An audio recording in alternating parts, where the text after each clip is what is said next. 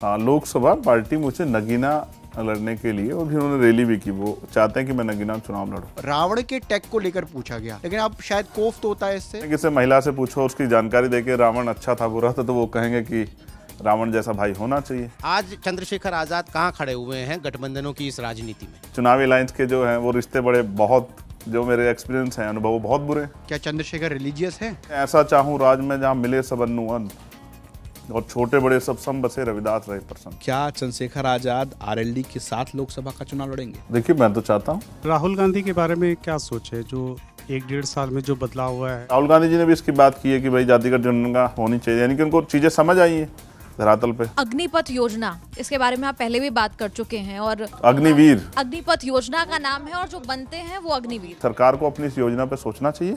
और जिस तरह से वो किसानों के विरोध में कानून लाके उन्होंने चुनाव के समय माफी मांग के वापस किया, इसको वापस कर ले तो बहुत अच्छा होगा। और EWS इकोनॉमिक वीकर सेक्शन के लिए जब रिजर्वेशन आया, मैंने उसका विरोध किया। उसका मेरा जो आज वो था, वो बात चरितार्थ हो रही है। एक विचार काफी ज्यादा चलता है, प्राइवेट नौकरियों में भी आरक्षण आना चाहिए। देश में बदलाव चाहते हो और देश को ताकतवर करना चाहते हो तो कुछ ना कुछ तो एफर्मेटिव एक्शन आपको लेने पड़ेंगे। अगर आप इस सिस्टम को प्राइवेट कर दोगे तो प्राइवेट सेक्टर में भी आपको हिस्सेदारी देनी पड़ेगी। एक बार नहीं 2 बार बल्कि 3-3 बार उनको वापस कर दिया जाता है। उसके बाद भी वो दूसरे रास्ते से उस गांव तक पहुंच जाते हैं। तो आज आप स्टडी करके बैठे हैं? मैं राजस्थान ही देखता हूँ। अच्छा, फिर ठीक। बीजेपी सरकार मुझे जेल भेज देती तो भी मैं इस लड़ाई को लड़ता, और कांग्रेस सरकार ने मुझे वापस दिल्ली भेज दिया तो भी मैं इस लड़ाई को लड़ रहा हूँ। ओपीएस लागू होनी चाहिए। सरकारों को देखना चाहिए कि वो ओपीएस के पे कब अपना रुख जो है, स्टैंड जो है, क्लियर करती है। आर्टिकल 15 एक फिल्म आई थी जिसमें जीशान अय्यूब ने एक कैरेक्टर प्ले किया था, तो उसमें वो कैरेक्टर आपसे काफी सारा मेल खाता था। उसका एंड बहुत अच्छा है और वो एंड मेरा भी हो जाता, लेकिन अभी हुआ नहीं। मैं ये पूछना चाहता हूँ, मैं टीका लगाता हूँ नहीं लगाता हूँ, मैं मंदिर जाता हूँ, इससे आम जनता के जीवन में, आम लोगों के जीवन में क्या बदलाव हो रहा है? इंडिया अलायंस में जाने का ऑफर है या मन है? विधानसभा चुनाव के बाद हम लोग 2024 के बारे में सोचें। यही जवाब दिया था आपने जब ऑफर आया था, है ना? मैंने आपसे कहा कि हमारा यही स्टैंड है। मेरा सपना तो बहुत बड़ा है। आपका प्रधानमंत्री वाला ही है। ये आप बता रहे हैं। नहीं, बहुत बड़ा है तो मतलब देश के लिए। सीरियसली सर, अब मैंने कहा मेरा सपना। मैंने एक वीडियो देखी जिसमें एक पाकिस्तानी फैंस अपने देश की का सपोर्ट कर रहा था। और जब आप वर्ल्ड कप करा रहे हैं तो आपको ये ध्यान रखना पड़ेगा कि तमाम देशों के सपोर्टर यहाँ आएंगे और अपनी देश के जिंदाबाद का नारा लगाएंगे। तब हमारे लोगों ने, सरकारों के साथ जिस तरह का बिहेवियर हमारे अधिकारी कर्मचारियों ने किया, पुलिस के लोगों ने, वो अच्छा नहीं है। मैं तो अपने देश के जिंदाबाद का नारा लगाऊंगा ना। मैं उनका सपोर्टर हूँ और मैं वहां से चल के यहाँ आया हूँ। और वहां ऑस्ट्रेलियन गवर्नमेंट मुझसे कहे कि आप यहाँ नहीं लगा इंडिया जिंदाबाद का नारा, मैं उसके मुंह पे नहीं थप्पड़ मारूंगा एक। नमस्ते, मैं अविचल दुबे न्यूज़ तक के मंच पर आप सभी का इस्तकबाल करता हूं।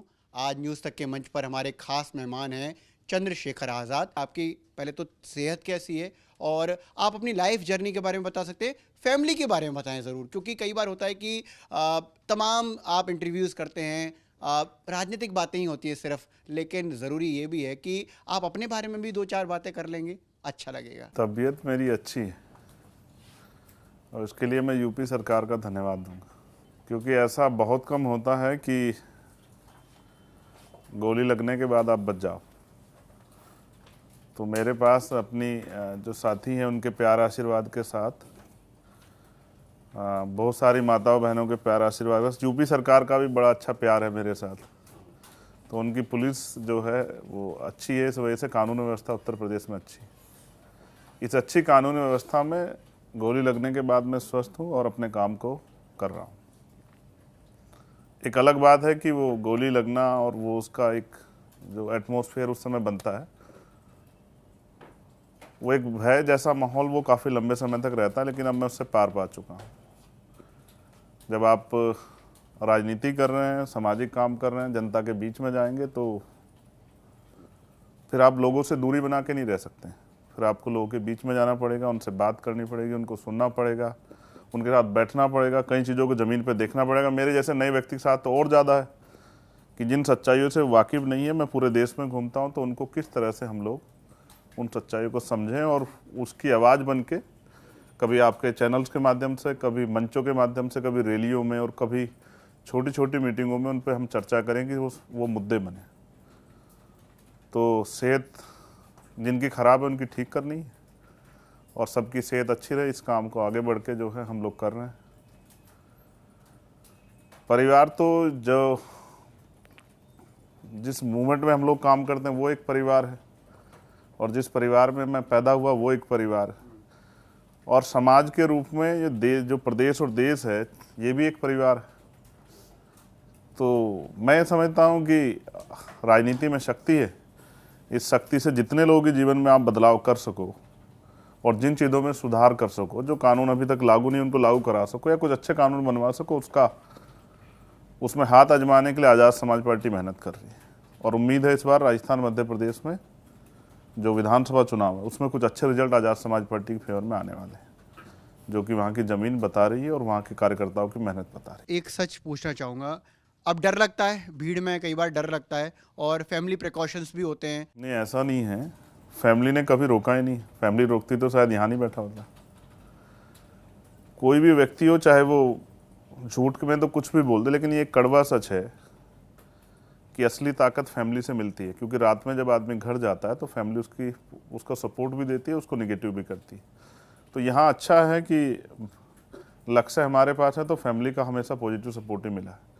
और जो साथी होते हैं वो बहुत चिंता करते हैं। जैसे हमारे जो यूनिट के लोग हैं, अब उनके लिए मैं, जैसे बीजेपी के लिए मोदी जी हैं, समाजवादी के लिए अखिलेश जी हैं, कांग्रेस के लिए राहुल जी हैं, और उसी तरह मैं आज़ाद समाज पार्टी के लिए मैं उनका इकलौता नेता हूँ।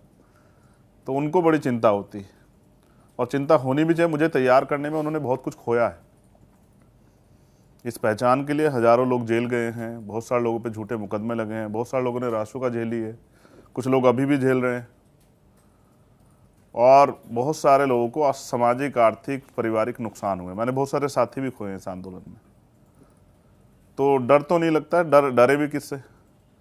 ना तो किसी ने जीवन दिया है, ना कोई जीवन छीन सकता है।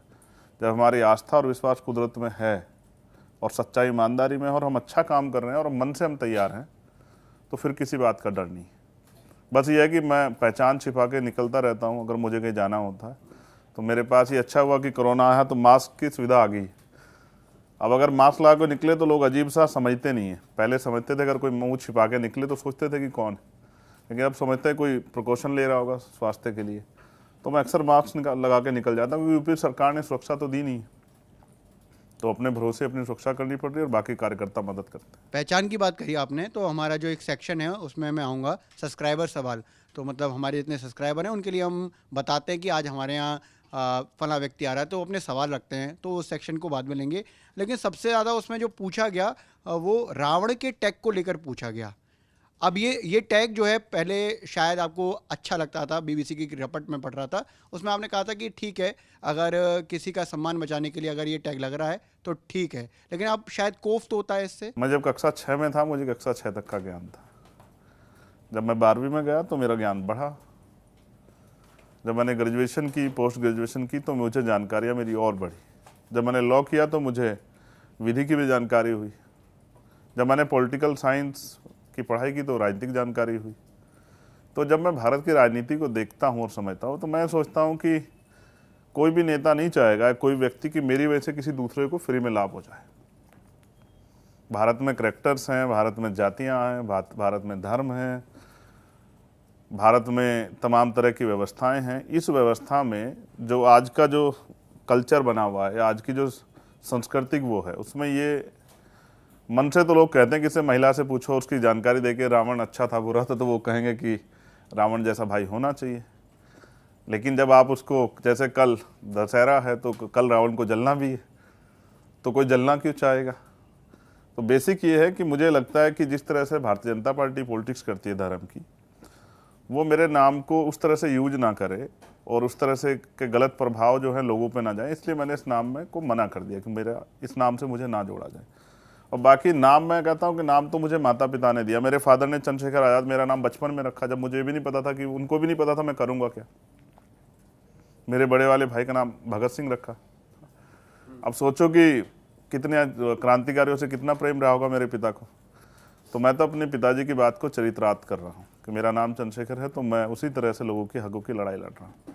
और कमिटमेंट के चंद्रशेखर आज़ाद भी पक्के थे। मैं कोशिश कर रहा हूँ कि मैं उनके जैसा तो नहीं हूँ, लेकिन कोशिश कर रहा हूँ कि इस नाम को कभी कमजोर ना पड़ने दो। आपने दशहरे का जिक्र किया, क्या चंद्रशेखर रिलीजियस है? इस देश में कौन रिलीजियस नहीं है, बताइए ना।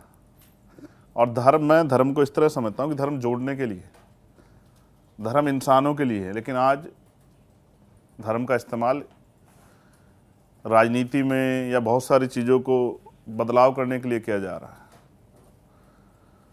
अब इंसान धर्म के रूप में इस्तेमाल होने लगा है, तो फिर कहीं ना कहीं धर्म जो है, मैं समझता हूँ इंसानियत सबसे ऊपर होनी चाहिए। भाई मैं भी धार्मिक हूँ, तो मैं हमारे यहाँ कुलगुरु हैं सतगुरु रविदास जी, मैं उनके मंदिर भी जाता हूँ। बहुत सारे और हमारे जो हैं महापुरुष हैं या हमारे जो साधु संत हैं, मैं उनके यहाँ भी जाता हूँ। लेकिन मैं जो उनसे अच्छी चीज़ें मुझे अच्छी लगती हैं वो मैं उनसे सीखता हूँ, और जो मुझे लगता है कि इससे मेरा कोई फ़ायदा नुकसान नहीं है या ये और लोगों के लिए छोड़ना है तो वो उनके लिए छोड़ देता हूँ, बाकी आगे निकल जाता हूँ। जैसे सतगुरु रविदास जी कहते हैं, उनकी वाणियों में हमें संतों की वाणियों को पढ़ना चाहिए। एक वाणी उनकी बड़ी रोचक लगी मुझे, जिसमें वो कहते हैं कि सुख शांति का जीवन जीने के दो रास्ते हैं। पहला क्या तो अपना राज होना चाहिए, या फिर दूसरा शमशान में ही आदमी को सुख शांति मिलती है जाने के बाद, यानी क्या तो मरने के बाद मिलती है, या फिर जीवन हो तो वो राजपाट के साथ। तो देखो 600 साल पहले ये बात कह के गए रविदास जी, और वो कहते हैं ऐसा चाहूँ राज में जहाँ मिले सबन्नु अन्न, और छोटे बड़े सब सम बसे रविदास रहे प्रसन्न। क्योंकि उस समय ऊंच नीच थी, आज भी है, गैर बराबरी थी। तो वो कहते हैं कि ऐसा राज होना चाहिए कि जहाँ कोई छोटा बड़ा ना हो, किसी को तन ढकने के लिए कपड़े की, किसी को खाने के लिए अन्न की, या रहने सर ढकने के लिए छत की, या किसी को भय का डर का कोई ऐसा माहौल ना हो। ऐसा राज होना चाहिए, जो कि अभी तो दिखाई नहीं देता है। अभी तो कोसों दूर, अभी तो जिनकी सरकार है बाकी लोग डर के साए में हैं। वो सोचते हैं पता नहीं कब ईडी सीबीआई वाले आ जाएं, इनकम टैक्स वाले सुबह 4 बजे घर के बाहर ना खड़े हों, राज्यपाल साहब जो हैं वो सुबह 4 बजे सरकार बनाने का न्योता ना भेज दें। तो अभी तो हालात किस तरह से लोकतंत्र का मजाक उड़ा जा रहा है, ये सबके सामने, किससे छिपा हुआ नहीं। पिछले कुछ महीनों की राजनीतिक गतिविधियों पर नज़र डालें तो आपकी बहुत सारी तस्वीरें जयंत चौधरी के साथ हमने देखी। राजस्थान भी आप गए दलित समुदाय से जुड़े मुद्दों को लेकर। इसके अलावा 2022 का जब विधानसभा चुनाव हो रहा था तब भी जयंत चौधरी के साथ आप थे, गठबंधन में शामिल नहीं हो पाए। लेकिन फिर भी अगर आम आदमी से पूछो तो वो ये कहते थे कि भाई जयंत चौधरी के साथ एक पॉलिटिक्स मतलब चल रही है। खतौली चुनाव में आप अखिलेश यादव, जयंत चौधरी इस गठबंधन में थे।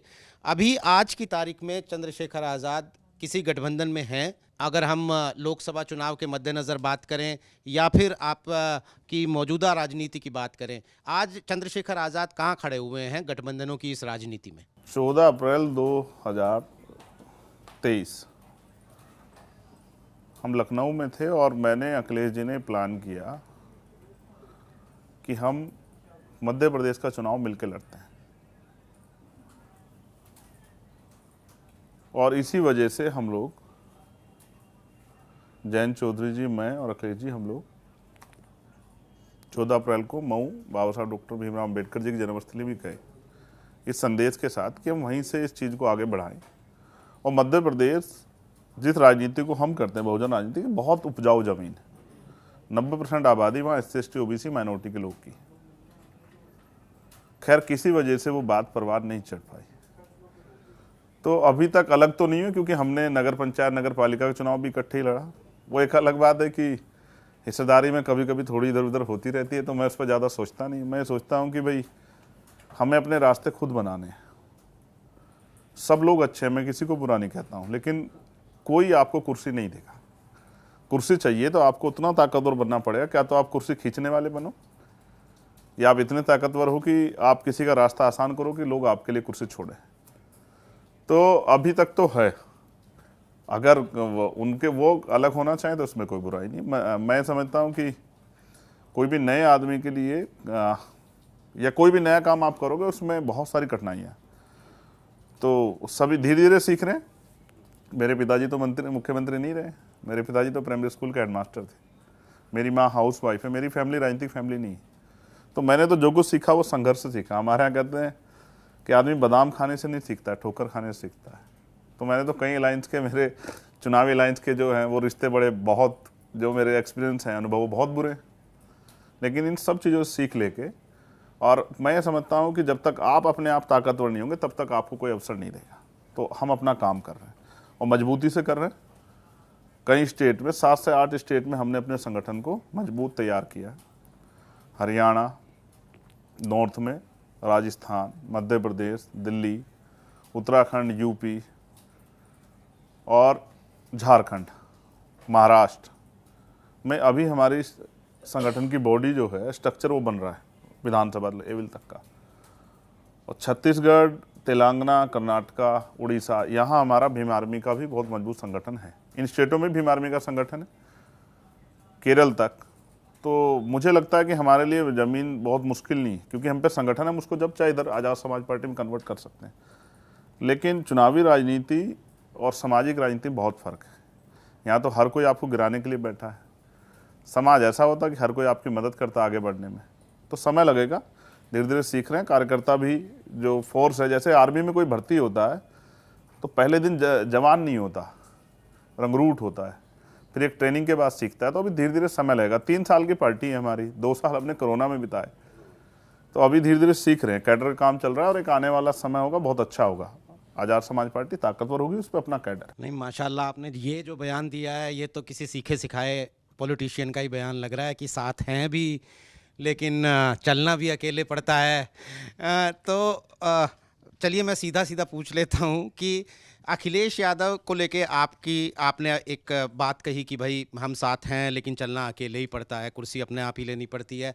हाल में अखिलेश यादव का एक मध्य प्रदेश चुनावों में कांग्रेस के साथ एक अच्छा खासा विवाद चल रहा है, जबकि वो इंडिया गठबंधन के बड़े मजबूत साथी हैं। तो क्या अखिलेश यादव को मिलजुल के राजनीति करनी नहीं आती क्या? अब ये आप उनसे पूछिए। नहीं, मतलब आपने भी तो उनके साथ स्टेज शेयर किया ही है ना एक मौके पे। अच्छा, वो अगर उनसे ये ना आती तो वो क्या मुख्यमंत्री बनते हैं?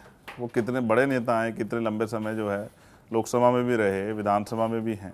देखो, मैं फिर ये समझता हूँ, किसी के ऊपर कोई टिप्पणी करके या किसी को अच्छा बुरा कह के आप नहीं यूँ करते। अब सबकी अपनी अपनी पॉलिटिक्स। अच्छा, ये उनको वो अलायंस में है, क्यों उन्होंने उनको सीटें नहीं दी या उन्होंने किस तरह की हो रही है, तो उनको बेहतर पता होगा। मैं जिस टेबल पे मैं नहीं था, मैं यूपी तक के दफ्तर में हूँ, तो मैं यहीं के लिए बता सकता हूँ। मैं किसी और के लिए क्या बता सकता हूँ? जिस डिबेट में मैं नहीं हूँ, जिस टेबल पे मैं नहीं हूँ, मैं उसके लिए कुछ नहीं कह सकता क्या परिस्थितियाँ रही होंगी। देखो, हर आदमी को अपनी पार्टी को आगे बढ़ाना है। रिलेशन अपनी जगह है, वो इंडिया गठबंधन का हिस्सा है, लेकिन उन्होंने वहाँ सीटें नहीं दी, तो उसको उनकी कुछ मजबूरियाँ रहेंगी, कुछ और बात होगी।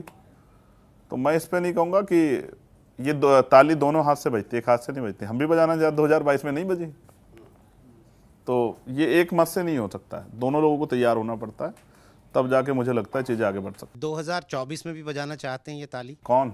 आप? हम तो जनता के साथ बजाना चाहते हैं कि जनता की समस्याएं और हम उस समस्या को किस तरह से उनकी समस्या हल कर दें, इस पे हम लोग काम करें, और वो हम कर भी रहे हैं। देखिए, मैं चुनाव राजनीति को ये नहीं समझता कि सिर्फ इलेक्शन लड़ना है। 24 के चुनाव के बाद क्या जन समस्या खत्म हो जाएंगी? समस्या तो फिर भी रहेंगी। जीवन चक्र है, चलता रहेगा, लोगों की समस्याएं बढ़ेंगी, तमाम तरह की परेशानियां आएंगी, तो फिर उन पे काम करना पड़ेगा। तो मेरे लिए तो हर दिन चैलेंज भाई। कहीं ऐसा नहीं कि अगर कांग्रेस की सरकार है तो कांग्रेस सरकार में एट्रोसिटी या उस तरह की दिक्कत नहीं आ रही है, या वहाँ जो है आम आदमी को दिक्कत नहीं आ रही। जैसे राजस्थान बड़ी परेशानी हुई कई बार, और मैं तो कहीं लगातार गया, ऐसा लगता है जैसे मैं राजस्थान का ही रहने वाला हूँ, मुझे ऐसा हो गया। तो इतनी घटनाओं में वहाँ गया। तो इसका मतलब ये नहीं कि अगर बीजेपी की सरकार है तो बहुत अच्छा चल रहा है। तो जहाँ जिसकी सरकार है वो अपने हिसाब से रेगुलेट कर रही, और वो अपना फ़ायदा देख रही है, जनता का देखे ना देखे। अब देखिए, चुनाव नज़दीक आया है, तो मैंने मध्य प्रदेश, राजस्थान करीब से देखा। मध्य प्रदेश के मुख्यमंत्री ने बहुत सारी घोषणाएं की। 4.5 साल बाद उनको पता लगा कि महिलाओं को 1250 रुपये देने हैं। फिर राजस्थान के मुख्यमंत्री जी को पता लगा कि भाई सिलेंडर के दाम कम करने हैं, कुछ देना पड़ेगा। तो आज की जो राजनीति है, मैं उसको इस तरह समझता हूँ, जैसे माननीय काशीराम साहब कहते थे कि वोट आपका है, ये प्रजातंत्र है। जब राजतंत्र था तब तो आपके पास अवसर नहीं थे, पाबंदियां लगी हुई थी, बहुत सारे अधिकार आपके पास नहीं थे। लेकिन प्रजातंत्र में भी जब वोट आपका है तो राज आपका क्यों नहीं? क्योंकि आपको किस तरह से आपकी वोट अपने खेमे में लाया जाए, इसका प्रयास करने के लिए सारी पार्टियां बैठी हुई हैं। धीरे धीरे लोग जागरूक होंगे, समझदार होंगे। 100 साल में बहुत कुछ अर्जित तो हुआ है। जिनको 100 साल पहले छुआ नहीं जाता था, वो आज जो है अपनी बात को कह रहे हैं। डॉक्टर, इंजीनियर, IAS IPS बने हैं, नेता विधायक बने हैं, राष्ट्रपति तक बने हैं। तो इसका मतलब बदलाव तो हो रहा है, लेकिन सब लोग बदलाव को एकदम से स्वीकार नहीं कर रहे हैं। तो समय लगेगा, धीरे धीरे चीज़ें परिवर्तित होगी। आपने कांशीराम जी का नाम लिया, तो कांशीराम जी कहते थे कि एक सियासतदान की ज़िंदगी में 3 लेवल होते हैं, 3 स्तर होते हैं कि पहला चुनाव वो हारने के लिए लड़ता है, दूसरा हराने के लिए लड़ता है, और तीसरा जीतने के लिए लड़ता है। चंद्रशेखर आज़ाद किस पायदान पे खड़े हैं? तीसरे पे। पहले 2 में लड़ चुका हूँ भाई। पहला हम बिहार लड़े, तो हम लड़े तो एक सरकार नहीं बनी, और दूसरा हम यूपी में लड़े, हम लड़े तो कौन हारा और कौन जीता ये आपके सामने है। हमारा प्रयास तो था कि जीते कोई और, लेकिन किन वजह से नहीं जीते वो एक अलग बात है। परसेप्शन सब टूटा, सब कुछ हुआ। और तीसरा चुनाव जीतने के लिए उसकी तरफ, अब इससे पीछे मत जाओ इस बार जीतने की तरफ है और रिजल्ट्स आएंगे, मुझे भरोसा है। राजस्थान में मुझे बहुत भरोसा है राजस्थान पे। राजस्थान के लोग इस बार मेरी मदद करने वाले हैं। और मैंने नहीं, हमारे के कार्यकर्ता ने जमीन पे बहुत मेहनत की है, बहुत लाठियां खाई। मैं तो 4 दिन जेल में रहा। जो काम बीजेपी सरकार ने नहीं किया वो सरकार, कांग्रेस की सरकार ने किया। रात को 12 बजे सोते को उठा के ले जाके जेल भेज दिया जयपुर, 4 दिन तक रखा, बाद में मुकदमा भी वापस ले लिया। राजस्थान में हमने आपकी बहुत सारी तस्वीरें जयंत चौधरी के साथ देखी थी। जयंत चौधरी तो चुनाव जो हैं कांग्रेस के नज़दीक अभी नज़र आ रहा है कि वो कांग्रेस के साथ मिलकर लड़ेंगे या फिर कांग्रेस के साथ हैं वो। तो फिर इस चुनाव में आप और जयंत चौधरी एक साथ क्यों नहीं खड़े हैं राजस्थान के इस चुनाव में? नहीं, हम उत्तर प्रदेश में ज़्यादा काम कर रहे हैं, स्पेशली वहाँ जहाँ ज़रूरत है। देखो, मैंने आपको फिर कहा कि जो लोग इंडिया अलायंस का हिस्सा, वो भी तो अलग अलग लड़ रहे हैं। आप देखो, आम आदमी पार्टी भी तो लड़ रही है वहाँ। तो ये एक अलग तरह के वो है। सब लोग अपने स्टेट को उस तरह से कवर कर रहे हैं जिस तरह से उनकी वहाँ भागीदारी। अच्छा है, लोगों को लड़ना चाहिए। कंपटीशन बढ़ रहा है तो लोग आप देखिए ना, पहले 100 साल पहले की बात होती थी क्या राजनीति में? या जब 100 साल पहले छोड़े, जब लोकतंत्र आया उसके बाद क्या तत्कालिक बात होती है जनता के मुद्दों पे, हमें जनता के भलाई के लिए कुछ करना है? आज तो नेता खड़े होकर कहते हैं कि हम इतने पैसे देंगे, इतना। पहले कौन देता था? तो ये कंपटीशन बढ़ा है, जो और नए दल खड़े हुए हैं और वो जनता की हितों की बात करें, लोग समझदार होने लगे, सवाल करने लगे, तो कंपटीशन बढ़ गया है। पहले रात के अंधेरे में चुनाव से 1-2 दिन पहले वोट खरीदी जाती थी, अब सरकार ये काम मंचों से करने लगी है। पैसा दो और वोट लो, पैसा लो और वोट दो। तो ये लोकतंत्र का मजाक ही तो है। जिन लोगों पे पैसे नहीं हैं वो लोग क्या करेंगे? वो क्या देंगे? प्रलोभन दे के या झूठ बोल के, झूठे वादे करके वोट लेना, तो ये लोकतंत्र की हत्या नहीं है क्या? मैं इसको लोकतंत्र की सही परिभाषा नहीं मानता हूँ। अभी वास्तविक लोकतंत्र बहुत दिनों में आएगा, जब लोग समझदार हो जाएंगे। यहाँ पार्लियामेंट के इलेक्शन में 60-62% पोलिंग से सरकार चुनी जाती है। 34 या 35% वोट जिनको मिलता है उनकी सरकार बन जाती है एब्सोल्यूट मेजोरिटी की। लेकिन 38% लोग वोट ही नहीं करते, इसको कोई देखता ही नहीं है। इसका मतलब लोग अभी वोट के प्रति उतने जागरूक नहीं हुए हैं। इसको जागरूक करने के लिए लोगों को जनता के बीच में जाकर काम करना पड़ेगा। लोग सोचते हैं हॉलीडे है आज, चलो ठीक है आज छुट्टी मना लेंगे। तो छुट्टी थोड़ा आपको देश या प्रदेश को तय करना है कि 5 साल कैसे चलेगा, कौन लोग इसको रूल करेंगे, और इसमें आपके हितों की बात होगी नहीं होगी। राजनीति एक अलग फील्ड है। काशीराम साहब ने बहुत लोगों को प्रयास किया जगाने का, उनके साथ के लोगों ने बहुत प्रयास किया, बहन जी ने बहुत प्रयास किया। अभी वो प्रयास अभी पूरा नहीं हुआ है। उसको हम जैसे लोग, बहुत सारे लोगों की जरूरत है जो मिलकर इस प्रयास को आगे बढ़ाएं और ये प्रयास पूरा और लोग जागरूक। बीजेपी से आप थोड़े नाराज दिखते हैं, लेकिन राहुल गांधी के बारे में क्या सोच है, जो 1-1.5 साल में जो बदलाव हुआ है? तो मैं ये समझता हूँ कुछ चीज़ें अच्छी हुई हैं। जिन चीज़ों को हम 20-25 साल से सुनते आ रहे हैं और हमारे जो लीडर्स, जिनको हम लीडर्स मानते हैं, वो 30-35 साल तक कहते आ रहे हैं। जैसे वो कहते हैं जिसकी इतनी संख्या बारी उसकी इतनी हिस्सेदारी। अब उन्होंने उस पर बातें करनी स्टार्ट की है, यानी कि अब राजनीति का स्तर बदला है। पहले तो इन वर्गों की बात ही नहीं होती थी। पहले तो इन वर्गों की बात करने से पहले आदमी अपने आप को बहुत कमज़ोर महसूस करता था। देखिए, जैसे हम लोग मुद्दों की राजनीति करते हैं, जैसे हम लोग जातिगत जनगणना की बात बहुत लंबे समय से करते आ रहे हैं। अभी उन्होंने, राहुल गांधी जी ने भी इसकी बात की है कि भाई जातिगत जनगणना होनी चाहिए, यानी कि उनको चीज़ें समझ आई हैं धरातल पे। तो यानी कि ये एक अच्छा वो है, जो लोगों ने शोर मचाया है उससे पार्टियां जागरूक हुई हैं। और मेरी बीजेपी से नाराज़गी इतनी है क्योंकि उनकी विचारधारा मुझसे मेल नहीं खाती, और उनकी विचारधारा को मैं ये नहीं समझता हूँ कि उनकी विचारधारा से देश में जो आज का माहौल है ये उसके लिए जिम्मेदार है। जहाँ आदमी किसी की मदद करने से पहले उसके जाति धर्म को और उसके कपड़ों को देखता है, ये बीजेपी सरकार की देन है। और जिस तरह सरकारी सिस्टम, पूरा सरकारी जितने डिपार्टमेंट थे उनका निजीकरण हुआ और चंद पूंजीपति लोग ताकतवर होते जा रहे हैं, ये सब बीजेपी की देन है। इसके लिए हम उनको माफ नहीं कर सकते हैं। नहीं, मेरा एक सवाल राहुल गांधी के व्यक्तित्व को लेकर था। उनके बारे में आपकी क्या सोच है? बिल्कुल सीधा सवाल है। मैं कोई ज्योतिषी थोड़ा ही हूँ कि उनके बारे में कोई बताने लग जाऊँ। भाई वो अच्छा काम कर रहे हैं अपनी पार्टी के लिए। जिस दिन जनता इस बात को समझेगी, जनता उनके साथ खड़ी होगी। और मैं फिर आपसे ये कह रहा हूँ कि अब उनकी धीरे से, अब उनकी ये जो वास्तविक पॉलिटिक्स है इस देश की, जाति व्यवस्था के आधार पर जो पॉलिटिक्स, वो उनकी समझ आई है। अब वो पहली उस पर खड़े हुए हैं पायदान पे। जिस मुद्दों पे 50 साल पहले बात होनी चाहिए थी देश की आज़ादी के बाद, अब उस पर बात हो रही है कि जातिगत जनगणना होनी चाहिए। और केंद्रीय सचिवालय में कितने IAS सेक्रेटरी और डिप्टी सेक्रेटरी किस जाति धर्म के, मीडिया में कितने, अब इस पर चर्चा हो रही है ना। तो इसका मतलब अब तो उनको पता लगे, बात तो 30 साल से चल रही है देश में। जब से हमारे वर्गों में लीडरशिप पैदा हुई, काशीराम साहब हुए हों, बाबू जगजीवन राम हुए हों, बहनजी हुई हों, या उनसे पहले महामना राम सुब्रमा, चौधरी चरण सिंह, जिस बातों को उन्होंने उठाया सर छोटू राम ने, बाबा साहब अम्बेडकर ने, अब उनको बातों को जो देखिए अब उठा रहे हैं, तो इसका मतलब हमारी जो निचले पायदान पे जो हमारा आंदोलन है वो मजबूत हो रहा है, वो चर्चाएं वो ऊपर तक जाने लगी हैं। जो राजनीतिक दल हैं बड़े बड़े, उनको भी इस पर बात करनी पड़ रही है। चंद्रशेखर जी, अभी आपने बात करी एमपी सरकार को लेकर 1200 रुपए का उन्होंने वो दिए, ऐसे गहलोत सरकार की सिलेंडर की बात करी, आपने दोनों की बात की, बट आपने गहलोत की 25 लाख की बीमा की बात नहीं की, जो उन्होंने 25 लाख का बीमा दिया किसी भी प्रदेश में नहीं है, उसको लेकर क्या देखते हैं आप? 25 लाख रुपए बीमा दिया है? हाँ, मैंने तो गहलोत सरकार के वो दिन भी देखे हैं जब उन्होंने जो है उनके यहाँ जातिगत शोषण इतने बड़े पैमाने पर हुआ। उनके यहाँ पेपर लीक नहीं देखा शायद आपने? पेपर लीक देखा। जो सरकार पेपर की रक्षा ना कर पा रही, इंसानों की रक्षा कर सकते क्या? युवाओं की सबसे बड़ी समस्या इस समय रोजगार की चल रही है। जहां पेपर लीक होते हैं सरकार को कितने नंबर दोगे आप? सबसे ज्यादा महिलाओं पे उत्पीड़न के मामले में उनके मंत्री खुद कहते हैं कि राजस्थान टॉप पे है, इस पे आप उनको कितने नंबर दोगे? जब लोग सुरक्षित नहीं रहेंगे तो बीमा इसलिए करा रहे कि लोग सुरक्षित ना रहे तो उनको बीमे का लाभ मिल सके। ये जो सरकार योजना ला रही है, पैसा सरकार का अपना है क्या या जनता का पैसा है? गहलोत साहब कहीं घर से लाते हैं कि आपने किसी कोई बिजनेस से निकाल के देने के जनता को पैसा? ये सब जनता के तो पैसा, जनता का पैसा जनता को देने के लिए कौन सा एहसान कर रहे हो? चंद्रशेखर जी, आपने कहा थोड़ी देर पहले कि जो काम बीजेपी नहीं कर पाई वो कांग्रेस ने कर दिया।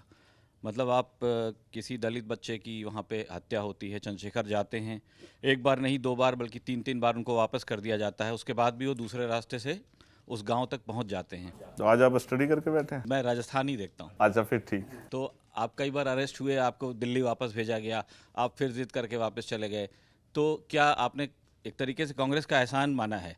अगर बीजेपी होती तो क्या चंद्रशेखर खुशी खुशी जेल जाते इसी तरीके से? मैं करने क्या जा रहा था वहाँ, इसको भी जरा सा आप बताइए। आप पीड़ित परिवार से मिलने जा रहे थे, आप सहानुभूति अपनी जताने जा रहे थे, आप आवाज़ उठाने जा रहे थे। और मैंने ये भी कहा कि मैं अकेला व्यक्ति भी जाने को तैयार हूँ, फिर भी आपने मुझे नहीं जाने दिया, वापस भेज दिया। अगर बीजेपी जेल भेज देती तो आप दोनों में फर्क क्या है? अगर बीजेपी सरकार मुझे जेल भेज देती तो भी मैं इस लड़ाई को लड़ता, और कांग्रेस सरकार ने मुझे वापस दिल्ली भेज दिया तो भी मैं इस लड़ाई को लड़ रहा हूँ। चलिए, आपने अभी कहा पेपर लीक का मुद्दा बहुत उठता है वहाँ पे, तो उसको लेके बहुत सारे, यहाँ तक कि बीजेपी के बहुत से नेता विरोध प्रदर्शन कर रहे थे, आरएलपी के हनुमान बेनीवाल कर रहे थे, बाकी लोग भी कर रहे थे। चंद्रशेखर रावण कहाँ थे? सॉरी, चंद्रशेखर कहाँ थे? किसने कहा आपको? हमने तो पूरे प्रदेश में आंदोलन किया, हर जिले पे।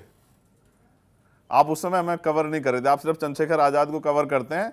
जो चंद्रशेखर आजाद के साथ जो लोग काम करते हैं उनको कवर नहीं। पूरे आप चेक कराइए, हर डिस्ट्रिक्ट लेवल पे हमने इसके खिलाफ आंदोलन चलाया। लेकिन हो सकता है आप शांति कोई धरना दे रहे हो बैठ के, इस तरह कोई अग्रेसिव आंदोलन नहीं किया आपने। आप चाहते हैं मैं सिर्फ आंदोलन ही करता रहूं?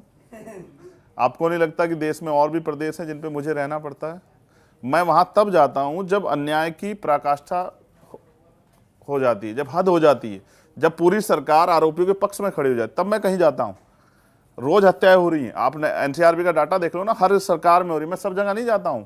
वहां हमारी जो दूसरे चंद्रशेखर है, वहां जो हमारी स्टेट की लीडरशिप है वही काम करती है, डिस्ट्रिक्ट की लीडरशिप। मैं वहां जाता हूं जहां सरकार आरोपी के पक्ष में खड़ी हो जाए और वो आरोपी को समर्थन करे, जैसे हाथरस में हुआ। तब फिर मैं जाता हूं ये बताने के लिए कि सरकार ये ना सोचे कि ये लोग अकेले हैं या इनकी बात रखने वाला कोई नहीं। अभी गठबंधन की बात चल रही थी, तो राजस्थान में अगर गलत नहीं हो तो 17 सीट पर उम्मीदवार आपने घोषित किए हैं, तो अभी क्या गठबंधन की संभावनाएं किसी और पार्टी के साथ हैं राजस्थान में? ये राजस्थान की स्टेट की लीडरशिप देख रही है, मेरी जानकारी में नहीं। मुझे जिस दिन बुलाया जाएगा, जैसे मुझे अभी बुलाया गया 25 तारीख को, तो मैं जब मुझे बुलाया जाएगा तब मैं वहाँ जाऊँगा। देखो होता क्या है, बाकी जगह ऊपर से आते हैं, हाईकमान तय करते हैं, यहाँ जो नीचे से तय करके आता। आज ही मेरे पास मध्य प्रदेश से एक फ़ोन आया, उन्होंने कहा हम इस सीट पे ये प्रत्याशी नहीं चाहते। तो मैंने उनसे कहा कि मुझसे क्या चाहते हो? तो कहा कि आप बदल दो। तो मैंने कहा कि लिस्ट तो नीचे से आई, मैंने थोड़े भेजी है। आप अपने लीडर्स को कहो कि वो वहाँ से चेंज करके भेजें, तो मैं यहाँ पार्टी ऑफिस से उनको कह के बदलाव करवा दूँ। लेकिन अगर अब मैं यहाँ से भेजता तो मैं बदलाव कर सकता था, लेकिन जो लिस्ट नीचे के लोगों ने भेजी मैं उसमें कोई बदलाव नहीं कर सकता हूँ। तो इसलिए कह रहा हूँ कि ये पार्टी स्टेट लीडरशिप के फैसले हैं। वो किसी का अलायंस करना चाहेंगे उसमें जाके काम करेंगे, मैं तो वर्कर हूँ पार्टी का। वो नहीं करेंगे तो जिस सीट पे भेजेंगे वहाँ जाकर काम को। कहीं ऐसा होता है जहाँ 50 लोग होते हैं वहाँ भी जाता हूँ, कहीं ऐसा हो जहाँ 50,000 लोग होते हैं वहाँ भी जाता हूँ। तो मैं तो अपना काम करता हूँ, मैं अपने कर्तव्य पथ पे हूँ और मैं इस काम को करता रहूँगा जब तक हम ताकतवर नहीं हो जाते, तब तक जब तक लोगों की आवाज़ हम उस तरह से विधानसभा में हमारे लोग नहीं उठा, तब तक मैं इसको करता रहूँगा। आपने कहा मध्य प्रदेश से आपके पास फ़ोन आया है, तो 31 सीटों पे आप नाम घोषित कर चुके हैं, 4-5 से सीटों पे कुछ ज़्यादा विरोध देखने को मिला है, तो क्या ये विरोध आप शांत कर पाएंगे? क्योंकि ये जिन सीटों पे ये विरोध देखा जा रहा है उन सीटों पर आपने कांग्रेस या फिर बीजेपी के बागियों को ही मौका दिया है ना। नहीं, मैं समझता हूँ कि जिनको भी टिकट दिया है हमारे कार्यकर्ताओं ने उनके क्षेत्र में आने पे स्वागत किया है। अभी तक कहीं से बीजेपी कांग्रेस की तरह काले झंडे दफ्तर पे हमारे हमला नहीं हुआ है। आपने देखा वहाँ कांग्रेस के दफ्तर पे भी हमला हुआ और बीजेपी के तो मंत्रियों को घेर लिया, पीटने लगे उनके गनर वनर को। तो अभी तक ऐसा नहीं है। देखो, विरोध होता है, हर कार्यकर्ता लड़ना चाहता है, लेकिन आप ये समझो ना, समीकरण देख के और बहुत सारी चीजें देख के लड़ा जाता है चुनाव हारने के लिए नहीं लड़ा जा सकता है, किसी को हराने के लिए, खुद की ताकत बने इसलिए चुनाव लड़ा जा रहा है। इसलिए देखो, कार्यकर्ता अगर सब लोग इतने समझदारी से काम करने लग जाएंगे फिर तो सब ठीक हो जाएगा। वो भी दिन आएगा कि हर एक आदेश को फॉलो किया जाएगा। तो वो जो विरोध है वो मैं समझता हूँ, वो मुझसे बहुत प्यार करते हैं और वो अगर विरोध कर रहे होंगे तो उनके मन में कोई बात होगी, जैसे वो बात समझा दी जाएगी तो विरोध शांत हो जाएगा। अभी तक हमारे कोई काला झंडा नहीं दिखाएगा, इसका मतलब ये है कि वो उस तरह का विरोध नहीं है। हर आदमी चाहता है कि उनके साथी को अवसर मिल जाए, लेकिन मैंने कहा ना, चुनाव राजनीतिक समीकरण देख के, सामाजिक समीकरण देख के और कार्यकर्ता की स्थिति देख के चुनाव लड़ने की तभी लड़ा जाता है। अग्निपथ योजना, इसके बारे में आप पहले भी बात कर चुके हैं और अग्निवीर अग्निपथ योजना का नाम है और जो बनते हैं वो अग्निवीर। 2 शहादत हुई हाल में और उसके पहले भी। अग्निपथ योजना का विरोध एक बार फिर से अब होने लगा है। पहले भी सड़कों पर लोग उतरे, विपक्षी दलों ने विरोध किया। इस पर आपका पक्ष क्या है? तो मीडिया पे उस समय उनका बचाव कर रहा था और सरकार की उस योजना को बहुत अच्छी योजना बना रहा था, लेकिन क्या हुआ, उस योजना को जैसे ही वो धरातल पे आई और 2 ही साल बाद उस योजना की देखिए किस तरह से उसकी जो है आम जनता उसका विरोध कर रही है। और जिन परिवारों ने अपने बच्चे खो दिए, जो हमारे सैनिक शहीद हुए, उनके परिवारों पे क्या बीत रही होगी। देश के लिए जान देने के बाद उनको सम्मान भी नहीं मिल रहा है। क्या देखा आपने पंजाब में कि एम्बुलेंस में लेके आए और सलामी भी नहीं दी और कोई अधिकारी भी नहीं पहुंचा, पुलिस के लोग वो भी बुलाने से पहुंचे। तो मैंने पहले कहा कि बीजेपी ये जो सब निजीकरण की भेंट चढ़ा रही है, इसका खामियाजा देश को भुगतना पड़ेगा। देखो, अग्निवीर जो बनाए जा रहे थे उससे तो एक तो देश की सुरक्षा के साथ बहुत बड़ी खिलवाड़ हुई। 4 साल की जो 3-4 साल की ट्रेनिंग होती थी, उस ट्रेनिंग को कम करके आपने देश के लिए बहुत मजबूत सैनिक तैयार नहीं किया। लेकिन फिर भी हमारे देश में प्रतिभा है, तो भी हमारे युवा जो है लोहा ले रहे हैं बॉर्डर पे। लेकिन इसका खामियाजा क्या हो रहा है, उनको अपनी जान देके चुकाना पड़ रहा है। लेकिन जान देने के बाद भी सम्मान ना हो तो इसको फिर मैं कहूँगा कि सरकार को अपनी इस योजना पे सोचना चाहिए। और जिस तरह से वो किसानों के विरोध में कानून लाके उन्होंने चुनाव के समय माफ़ी मांग के वापस किया, इसको वापस कर लें तो बहुत अच्छा होगा। और पुरानी जो हमारी वो थी भर्ती प्रक्रिया, उसको लागू करें तो उसका फ़ायदा जनता को मिलेगा। पिछले दिनों जब आप पर हमला हुआ उत्तर प्रदेश में और आप दिल्ली में आपने रैली की, तो आपने कहा कि अब दिल्ली में अपनी जगह बनानी है। तो कहाँ से चुनाव लड़ने जा रहे हैं चंद्रशेखर आज़ाद? लोकसभा का जी हाँ, लोकसभा पार्टी मुझे नगीना लड़ने के लिए, और भी उन्होंने रैली भी की, वो चाहते हैं कि मैं नगीना चुनाव लड़ूं। और मैंने कहा कि अगर पार्टी का आदेश होगा तो मैं इस आदेश का सम्मान करूंगा और वहां जाके काम करूंगा। और फिर मैंने आपसे कहा कि लोकसभा हमारे लोग मुझे इसलिए भेजना चाहते हैं कि आज लोकसभा में एक भी आदमी ऐसा नहीं है जो उनके मुद्दों पे बोल सके। जैसे 2 चीज़ों पे मैं बहुत स्पेशली आपसे कहूँगा, जातिगत जनगणना का एक बहुत बड़ा इशू चल रहा है। मुझे नहीं पता मीडिया के लोग उसको किस तरह सोचते हैं, लेकिन मैं समझता हूँ जातिगत जनगणना होनी चाहिए। और जातिगत गणना के साथ साथ आर्थिक गणना भी की, किनकी कितनी संख्या, उन पर कितने साधन हैं, और जिनके पास साधन नहीं उनके लिए सरकार क्या योजना ला रही है। जब तक गिनती नहीं होगी तब तक आप कैसे योजना ले आओगे, किस तरह बजट बना दोगे। तो इसलिए जातिगत जनगणना होनी चाहिए। और जैसे अभी मैंने एक और विरोध किया था, मैं इसको इसलिए कह रहा हूँ, मैं पार्लियामेंट में होता तो मैं जोर शोर से उसका विरोध करता। जब EWS इकोनॉमिक वीकर सेक्शन के लिए जब रिजर्वेशन आया, मैंने उसका विरोध किया। उसका मेरा जो आज वो था, वो बात चरितार्थ हो रही है कि जब बिहार के आंकड़े आए तो बिहार में आपकी आबादी स्वर्ण जाति की जो है वो 12-15% आई, आपने 10% रिजर्वेशन दिया। जिनकी आबादी 15% है उनको आप 10% रिजर्वेशन दे रहे हो, तो और पहले से उनके लिए ओपन क्राइटेरिया है, तो आप सब कुछ उन्हीं को देना चाहते हो ना। इसलिए मैं उनका विरोध कर रहा था कि पहले संख्या तो पता कर लो। अब आपने वुमेन रिजर्वेशन किया, बिना दलित पिछड़े आदिवासी महिलाओं के बिना वुमेन रिजर्वेशन का क्या मतलब है? आप नहीं समझते इस वुमेन रिजर्वेशन से कौन आएगा? क्या SC ST OBC की महिलाएं आ जाएंगी, माइनॉरिटी की महिला आ जाएंगी? क्या उनके लिए सरकार ने कुछ सोचा? तो जब पूरी सरकार मिलकर आपके हितों को ढकाने का काम कर रही है तो आपकी आवाज उठाने वाला कोई चाहिए। इसलिए बार बार मुझसे कहते हैं जब भी पार्लियामेंट से कोई भी ऐसा कानून पास होता है जिसके भविष्य के परिणाम जो हैं वो खतरनाक हो सकते हैं, तब वो मुझसे कहते हैं कि आप वहाँ होते तो इस मुद्दे पर जोरदार तरीके से आवाज उठाते और देश में आक्रोश पैदा होता, सरकार को झुकना पड़ता। लेकिन अब कोई बोलता नहीं तो उनको बेचैनी होती, इसलिए वो चाहते हैं मैं पार्लियामेंट जाऊँ। कभी आप फ़ोन उठा के गूगल कीजिए तो अगर आप ये लिखिए कि चंद्रशेखर आज़ाद लोकसभा चुनाव, तो आपको पहला जो लिंक मिलेगा वो मिलेगा कि आरएलडी के साथ लड़ेंगे। अच्छा। तो क्या चंद्रशेखर आज़ाद आरएलडी के साथ लोकसभा का चुनाव लड़ेंगे? देखिए, मैं तो चाहता हूँ भविष्य जो है वो बाकी चीज़ें भविष्य गर्भ में, लेकिन ये भी तो आपने ही छापा भैया, आपने ही लिखा। आप जैसे मीडिया के साथियों ने, गूगल कौन सा गूगल मेरे घर से थोड़ा चलता है, ये तो आप जैसे साथियों ने लिखा, आप जैसे साथियों ने न्यूज़ बनाई, भाई सब कुछ आप ही तो कर रहे हैं। हम लोग इसके अलावा कर, आपको पढ़ने के अलावा, आपको सुनने के अलावा हम कर क्या रहे हैं? आप चाहते हैं कि आप जयंत चौधरी और अखिलेश यादव के गठबंधन के साथ चुनाव लड़ें? अभी तक तो हूँ। इंडिया अलायंस के साथ जाना चाहते हैं कि नहीं जाना चाहते? नहीं, मैंने नहीं कहा मैं कहीं जाना चाहता हूँ। मैं तो जनता के लिए काम कर रहा हूँ। मुझे अपने लोगों की पीड़ है, मुझे अपने लोगों की तकलीफ है, और मैं जमीनी रूप से रहता हूँ लोगों के बीच। मैं भी यात्रा करके आया हूँ, संविधान बचाओ यात्रा, मध्य प्रदेश, राजस्थान। मैंने देखा 8-8 घंटे बाद भी लोग खड़े थे, और एक सभा तो ऐसी थी जो शायद मेरे जीवन में अंतिम समय तक याद रहे, क्योंकि इस समय में जब मैं किसी भी संवैधानिक पद पे नहीं हूँ, इतना प्यार मिलना जो भीमनाल में मिला वो ऐतिहासिक था। लाखों की संख्या में लोग 8 घंटे इंतजार के बाद भी, और जब लाइट नहीं थी सभा में, क्योंकि आर्थिक रूप से इतने मजबूत लोग हमारे साथ नहीं हैं, तो उन्होंने अपने मोबाइल की टॉर्च जला के वो सभा कराई, और वो ऐतिहासिक थी। तो मैं फिर इस बात को कहूँगा कि उनके दिल में जो उम्मीदें हैं मुझसे लेके, उस पर खरा उतरना, उनकी आवाज़ उठाना, उनकी आवाज़ बनना, ये मेरी जिम्मेदारी है। और बाकी तो समय के साथ ताकत बढ़ेगी तो बहुत सारी चीज़ें अपने आप रास्ते पे आ जाएंगी। आपके दोस्त हैं, मैं इसलिए कह रहा हूँ क्योंकि दफ्तर में आए थे, इमरान मसूद नाम है उनका, और आपके ही गृह जनपद से, अगर मैं गलत नहीं हूँ, सहारनपुर से हैं, और अभी कांग्रेस में चले गए। कुछ दिनों पहले बहन जी यानी मायावती की पार्टी में थे। तो उनसे मैंने पूछा था कि क्या चंद्रशेखर आज़ाद, तो उन्होंने कहा कि हमको उनका सहयोग चाहिए। वो ये कह रहे थे कि आप बहुत अच्छे हैं, बहुत अच्छी राजनीति कर रहे हैं, सहयोग चाहिए। तो क्या इमरान मसूद को चंद्रशेखर आज़ाद का सहयोग मिलेगा? तो जब तक आदमी बीएसपी में रहता है तब तक वो मेरे बारे में कोई अच्छी बात नहीं कह सकता है, उसकी मजबूरी है। क्योंकि अगर गलती से कह दिया तो अगले दिन हो सकता है कि पार्टी से निष्कासित हो जाए, लेकिन जैसे ही वो उस चंगुल से निकलता है तो वो फिर बाहर आके कहता है कि चंद्रशेखर अच्छी राजनीति कर रहे हैं। देखो, आप ये भी कह देते कि मैं उनके जिले से, तो भी कोई फर्क नहीं पड़ता, क्योंकि वो बहुत पुराने नेता है वहाँ। और मैंने कहा कि जब भी कोई अपने हकों की लड़ाई लड़ेगा तो मेरा सहयोग उसको रहेगा, और मेरे भाई भी हैं।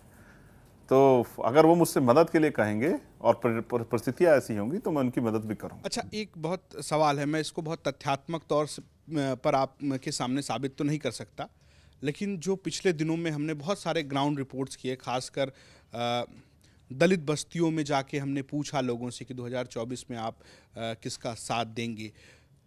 मायावती और चंद्रशेखर आज़ाद, उत्तर प्रदेश में बतौर दलित चेहरे 2 विकल्प नज़र आते हैं।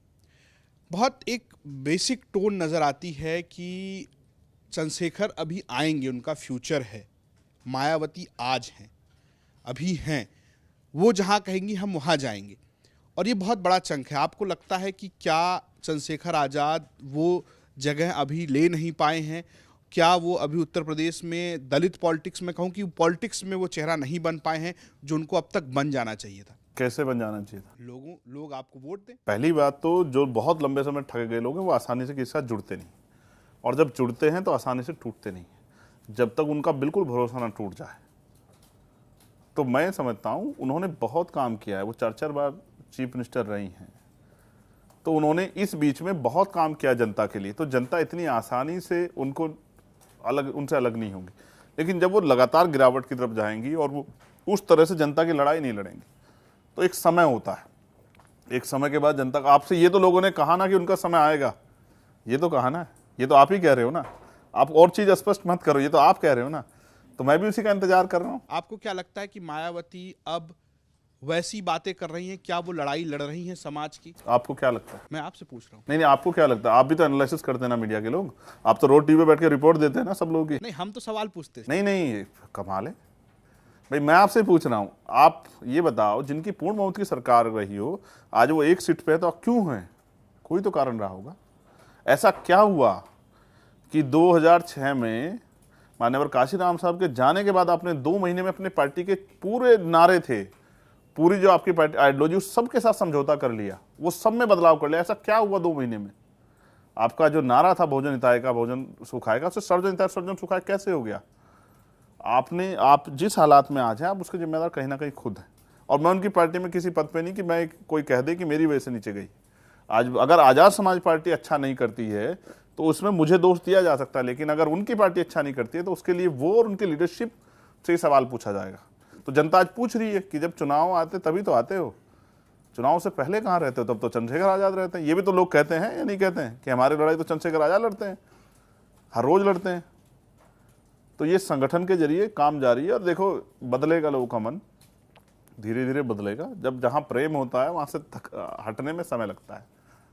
और मैं भी उनका बहुत सम्मान करता हूँ और हमेशा करता रहूँगा उनके काम की वजह से, उनकी संघर्ष की वजह से। एक विचार काफ़ी ज़्यादा चलता है इसी समाज में, इसी जनता में जिसके आप जिक्र कर रहे हैं कि प्राइवेट नौकरियों में भी आरक्षण आना चाहिए। इस पर आपका क्या स्टैंड है? मुझे नहीं पता आप किस तरह देखते हैं, मगर मैं इस चीज़ को इस तरह देखता हूँ। रिजर्वेशन, पहले तो देश को रिजर्वेशन पे बड़ी डिबेट्स करनी चाहिए। घरों में डिबेट्स हों, टीवी पे डिबेट्स हों, गांव में डिबेट्स हों, रिजर्वेशन को समझना चाहिए। जब मंडल कमीशन आया तो आप ही बताओ देश का क्या नुकसान हुआ? जब आप पिछड़ों को इस देश में रिजर्वेशन मिला, क्या देश का कोई नुकसान हुआ? बल्कि हुआ ये कि जिन वर्गों की हिस्सेदारी नहीं थी उनको हिस्सेदारी मिली और जो लोग हाशिए पे थे वो ऊपर उठ के आए। तो मैं फिर आपसे ये कहूँगा कि अभी का सरकारी सिस्टम है और जिस तरह सरकारें बातें तो बहुत अच्छी करती मीठी मीठी, लेकिन उनको उसको उस तरह से काम नहीं करती उस पर। तो अभी जो बहुत सारे सरकारी डिपार्टमेंट्स हैं उनमें बैकलॉग बाकी है, उसको नहीं पूरा किया जा रहा है। और जो सरकारी नौकरियां हैं उनको प्राइवेट किया जा रहा है। आप अभी सरकारी में नहीं दे रहे, प्राइवेट में कहाँ से दे दोगे? मैं तो ये कह रहा हूँ जातिगत जनगणना से बहुत सारी चीज़ें क्लियर होंगी और इसके लिए हम एक बड़ा आंदोलन भी शुरू करने वाले हैं। बहुत सारे लोगों को चुभने भी वाला है, जो लंबे समय से किसी चीज़ पे काबिज होकर बैठे हैं ना, किसी का अधिकार छीन के, उनको ये तकलीफ देगा। लेकिन अगर आप देश में बदलाव चाहते हो और देश को ताकतवर करना चाहते हो तो कुछ ना कुछ तो एफर्मेटिव एक्शन आपको लेने पड़ेंगे। तो अगर आप इस सिस्टम को प्राइवेट कर दोगे तो प्राइवेट सेक्टर में भी आपको हिस्सेदारी देनी पड़ेगी। भाई जिनके पास खाने को रोटी, जिनके पास प्राइवेट सेक्टर में, उनके पास क्या है? आप ही बताओ। ये चैनल्स जो है ये किसी SC ST OBC का मुझे नहीं लगता होगा, या बहुत सारे चैनल्स में किसी का नहीं होगा। क्या SC ST के OBC के लोगों को काबिलियत नहीं है? काबिलियत ना होती तो आप राष्ट्रपति बनाते उनको? काबिलियत ना होती तो आप वो साइंटिस्ट बनते? देखो, तो फिर इसको समझना पड़ेगा। रिजर्वेशन हिस्सेदारी का मामला है।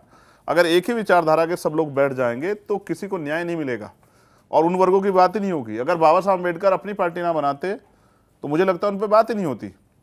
कांग्रेस ने अब तक बात की जातिगत जनगणना पे, अब तो वो बात ही कर रहे हैं लगातार। अब इसका मतलब जमीन पे जहां वो जाते हैं उनका संगठन बताता होगा कि लोगों में इसकी चर्चा चल रही है। राजनीतिक लोग उसी पे तो बात करते हैं जिस पे चर्चा होती है। अब घर घर में बात पहुंच गई है। 100 साल में लोग पढ़ लिख के समझ गए। अब तो जो पहले पे लिखा हुआ था उसको पढ़ने लगे, अपने आप लिखने लगे और उसको आकलन भी करने लगे कि हमें इस देश में मिला क्या है। जिस दिन 14 अगस्त को हम लोग इस देश में अंग्रेजों के गुलाम थे, 15 अगस्त को हम लोग आज़ाद हुए, क्या 16 अगस्त को किसी की आर्थिक स्थिति में बदलाव हुआ? जो अमीर था अमीर रहा, जो गरीब था गरीब रहा। तो सरकार ने ऐसा क्या किया कि आज़ादी जो हमें अंग्रेजों से मिली है उसके बाद लोगों में बराबरी है, इसके लिए सरकार ने क्या किया? क्या सब लोगों के लिए बिजनेस में हिस्सेदारी दी, जमीन में हिस्सेदारी दी, रोजगार में हिस्सेदारी दी, नौकरियों में हिस्सेदारी दी? क्या किया सरकार ने? अगर ये थोड़ा बहुत अवसर भी नहीं मिलता तो देश ऐसे ही रहता। चंद लोग हवा में ऊपर रहते और बाकी लोग जमीन पर रहते। तो ये जो अभी मिडिल क्लास बना है ये आरक्षण की देन। आपने दो चीज़ों की क्लैरिटी दे दी कि प्राइवेट नौकरियों में अगर ये विचार आता है तो इसके लिए अफर्मेटिव एक्शन, हिस्सेदारी देनी पड़ेगी। देखो, इसको भी आपको समझना पड़ेगा। सरकार किसी कंपनी को, प्राइवेट सेक्टर को 1 रुपये लीज पे जमीन देती है, बहुत सारे टैक्स भी उनके माफ करती है। ये पैसा किसका है? ये जनता का पैसा है, जनता के टैक्स का। उसमें से जनता को अगर हिस्सेदारी नहीं दोगे तो कैसे चलेगा? समझ रहे हैं मेरी बात को? सरकार मालिक नहीं है, मालिक जनता है। जनता के टैक्स के पैसे को अगर आप किसी को छूट देते हो तो जनता को भी तो लाभ मिलना चाहिए ना।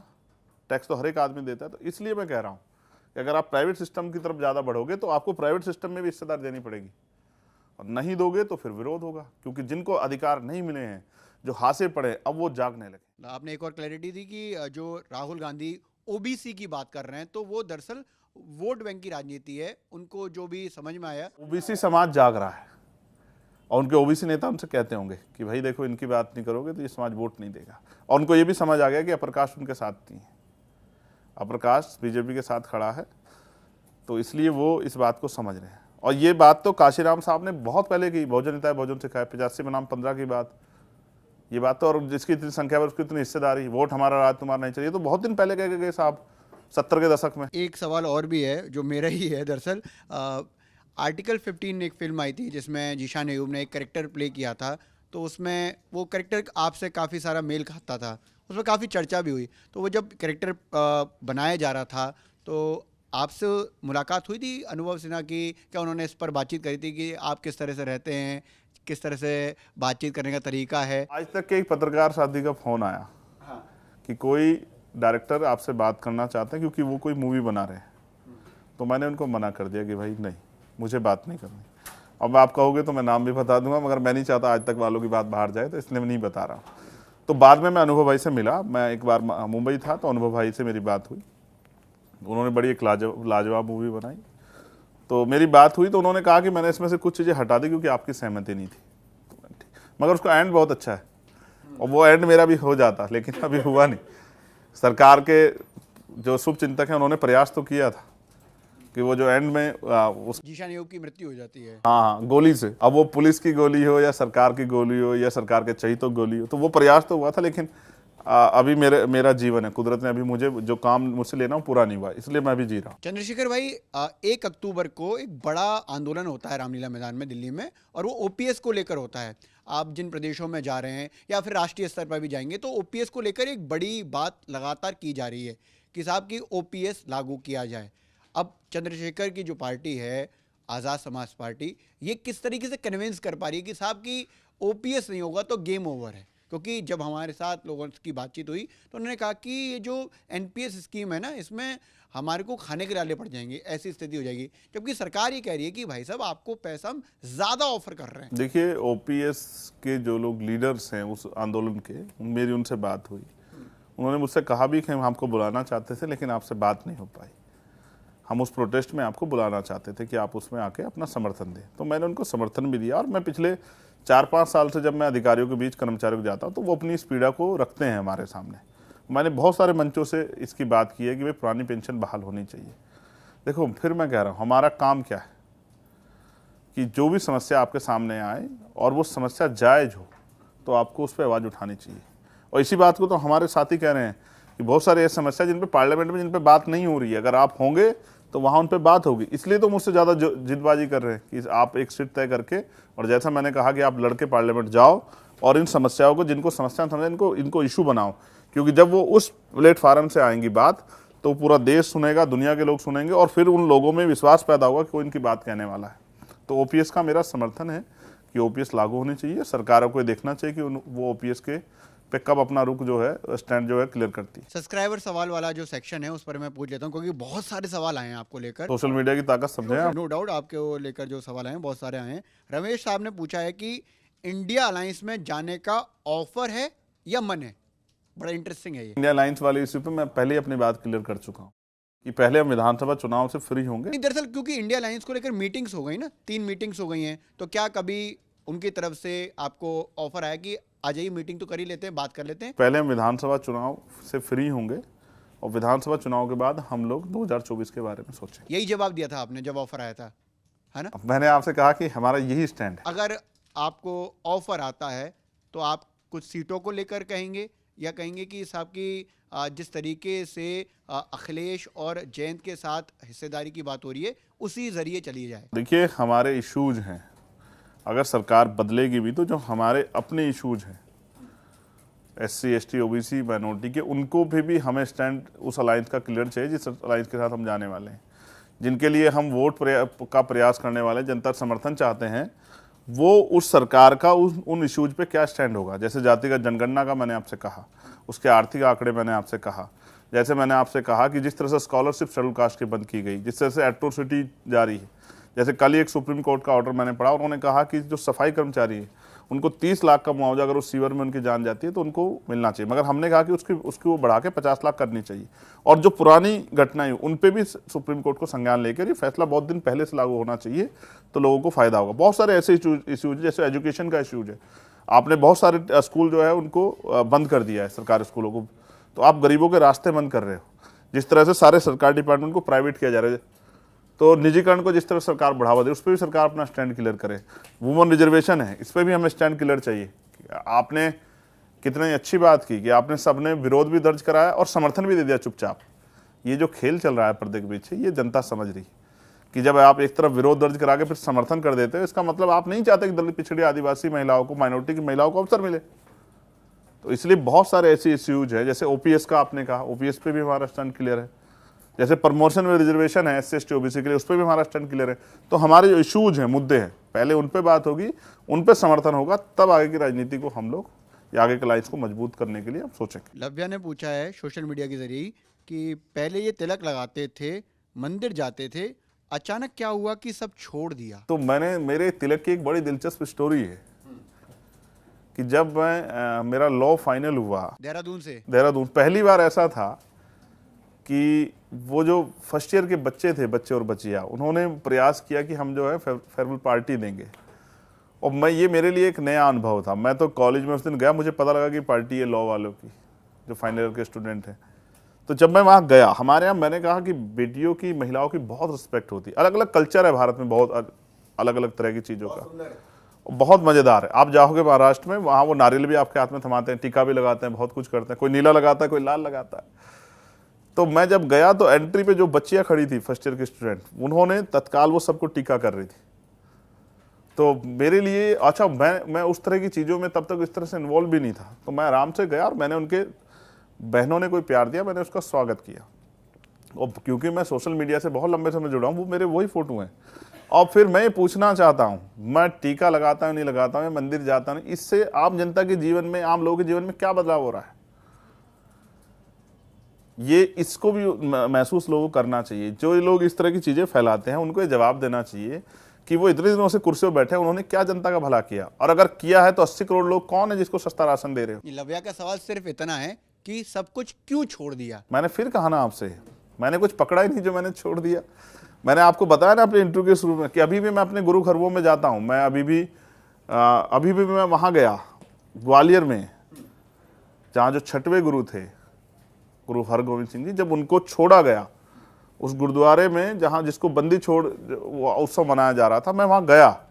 और मैं इसलिए जाता हूँ क्योंकि मैं अपने संतों गुरुओं में बहुत आस्था विश्वास रखता हूँ। उनकी बातें जो हैं वो सीख देती हैं, तो मैं उन पर चलता भी हूँ। मैं कर्म में भरोसा रखता हूँ, भाग्य में नहीं रखता। अमित कुमार ने पूछा है कि आपका मैनिफेस्टो क्या है? जैसे कि आजकल गारंटी स्कीम का दौर चल रहा है, बड़ी गारंटी स्कीम दी जा रही है, आपका क्या मैनिफेस्टो? मतलब कुछ तो ऐसा 5 या 4 बात कही होंगी कि इस ये करेंगे। मैंने जो फील किया कि एजुकेशन, जिससे आदमी को जानकारी बढ़ती है, जिससे उसको ज्ञान बढ़ता है, या जिसके उसके भविष्य के रास्ते खुलते हैं। तो जिस तरह से प्राइवेट सेक्टर में एजुकेशन के साथ जो है, भाई पैसे वालों के लिए अलग स्कूल और गरीबों के लिए अलग स्कूल, ये जो भेदभाव है, भाई अमीर के बच्चे विदेश पढ़ने जा सकते हैं, लेकिन गरीब के बच्चे अगर उनमें काबिलियत भी हो तो वो गली में ही घूमेंगे। और फिर उसके साथ जो तमाम तरह से जो है अवसर मिलने चाहिए, वो अवसर नहीं है, चाहे वो स्पोर्ट हो, जो ये जो भेदभाव है, उन सब पे हमारा कंडम है, हम उसका विरोध करते हैं। इसलिए हम चाहते हैं कि एजुकेशन सबके लिए इतनी सस्ती हो कि हर लोग उसका लाभ ले सके। आप ये बताओ, कोई गरीब का बच्चा क्या MBBS कर सकता है? अगर किसी कारण से उसको सरकारी कॉलेज नहीं मिला तो प्राइवेट स्कूल के पैसे कहाँ से लेके आएगा? मैंने खुद देखा, मैं एक हॉस्पिटल में गया अपने बेटे को लेके, वहाँ की फीस 500 रुपये है डॉक्टर के देखने। आप बताओ कितने लोग अफोर्ड कर सकते हैं? और मैं इस बात का गवाह हूँ कि एक व्यक्ति, मेरा साथी जो बहुत पैसे वाला था, वो उसको चोट लगी, एक्सीडेंट हुआ, वो जिंदा है। लेकिन एक मेरा साथी जिसकी मम्मी को चोट लगी सर में, छोटी सी चोट, लेकिन वो नहीं बच पाई क्योंकि उनको अच्छा इलाज नहीं मिला। और मैंने देखा कि जिन माँ बाप को के बच्चे जो हैं, या जो गरीब लोग हैं, वो किस तरह से अस्पताल के बाहर जब वो अपने बच्चों को इलाज नहीं दिला पाते, कितनी तकलीफ में अपनी माँ को, बहन को, और क्या नहीं बीतती होगी, कैसा आक्रोश पैदा होता होगा उनके मन। मैंने देखा लोगों को मरते हुए, मैंने अपने फादर को देखा। अगर मेरे पास पैसे होते तो मैं उनका बहुत प्राइवेट हॉस्पिटल में इलाज कराता, मेरे फादर जिंदा होते, उनका आशीर्वाद मेरे साथ होता। और मेरी रीढ़, वो पिता हीरो होता है बेटे का, वो एक रीढ़ की हड्डी के जैसे होते हैं, उनका इतना बड़ा सपोर्ट होता है कि आपको किसी चीज़ की परवाह नहीं रहती। तो इसलिए मैं कहता हूँ कि इलाज सबके लिए इतना सस्ता हो कि हर कोई इलाज करा दे, इलाज की कमी कारण किसी की जान ना जाए। और फिर मैं आपसे कह रहा हूँ कि जब मैं बार बार कह रहा हूँ जातिगत जनगणना, कि जातिगत जनगणना हो, उसके आर्थिक आंकड़े भी जारी हों, और जहाँ हिस्सेदारी नहीं है उन सभी डिपार्टमेंट में हिस्सेदारी मिले। और सामाजिक न्याय, भाई जिनके पास भूमि नहीं उनको भूमि, जो भूमिहीन है उनको भूमि मिले, जो खेती का काम करते हैं, जो वास्तविकता में सच्चाई है, जो लोग खेती करना चाहते हैं।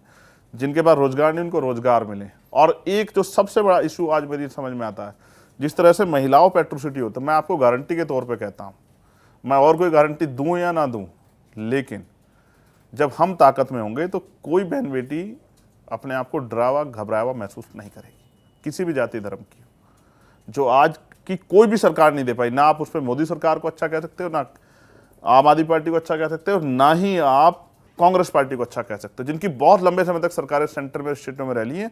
उन सब की सरकारों के रहते और सारा इंस्टीट्यूशन रहते, फिर भी रेप और हत्याएं होती हैं। और जो ये जातिगत उत्पीड़न है, इस पर भी रोक लगनी चाहिए। जो जाति के आधार पर बटा हुआ समाज है, हम उसको जोड़ के राजनीति कर रहे हैं। जब वो जुड़ जाएगा तो आपस में जो दीवारें हैं वो टूट जाएंगी, भाईचारा पैदा होगा। अपनी राजनीति को आगे बढ़ाने के लिए मैं नहीं चाहता कि यहाँ बंटवारा ये बढ़ता रहे। हम लंबे समय से जो है अलग अलग है, इसमें एकजुटता है वो तब होगा जब जाति विहीन समाज बनेगा। तो बहुत सारे ऐसे इश्यूज है जिन पे हम लोग काम करना चाहते हैं। उनमें प्रमुख जो मैंने आपको बता दी कि एजुकेशन लेवल बहुत अच्छा हो, हेल्थ का लेवल बहुत अच्छा हो, और जो एट्रोसिटी है उन पर रोक लगे, महिलाएं सुरक्षित हों और लोगों को आगे बढ़ने के अवसर मिले। सरकार ऐसी योजना लाए कि लोग आगे बढ़े। आपने एजुकेशन की बात कही, तो एजुकेशन हब ऑनलाइन ने पूछा है कि क्या आपका सपना है मुख्यमंत्री बनने का? ऑब्वियसली इन्होंने यूपी के लिए ही पूछा होगा, मुझे जितना समझ में आता है। मेरा सपना तो बहुत बड़ा है। आपका प्रधानमंत्री वाला ही है? ये आप बता रहे हैं। नहीं, बहुत बड़ा है तो मतलब देश के लिए। सीरियसली सर, अब मैंने कहा मेरा सपना जरूर नहीं हो राजनीति की हो। मैंने जो ये सपना आपको बताया ये भी तो मेरा सपना ही है कि एक ऐसा समाज बने, एक ऐसा देश बने, इस तरह का सिस्टम बने, ये भी तो मेरा ही सपना है। ये सपना हमारे संतों गुरु महापुरुषों ने देखा, डॉक्टर बाबा साहब अम्बेडकर ने देखा, महामना रामस्वरूप वर्मा ने देखा, ज्योतिबा फूले ने देखा, और तमाम तरह के अपमान सह के भी सपने को पूरा करने के लिए मान्यवर काशीराम साहब और बहुत सारे लोगों ने अपना जीवन कुर्बान किया। उनका भी तो सपने, मेरे सपने क्या वो रखते हैं।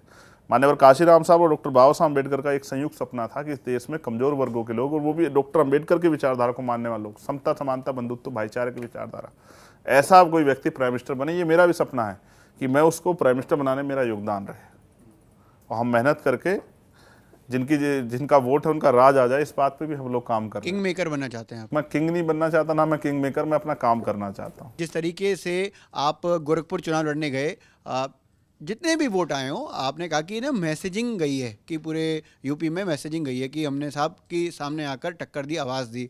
तो बनारस में ये संभव हो सकता है कि आप जाएं, आवाज़ दें, मैसेजिंग दें पूरे देश के लिए? अब तो सबको पता लग गया है कि हम सभी को टक्कर दे सकते हैं, और अगर ये नहीं होता तो हम आपके यहाँ नहीं बैठे होते।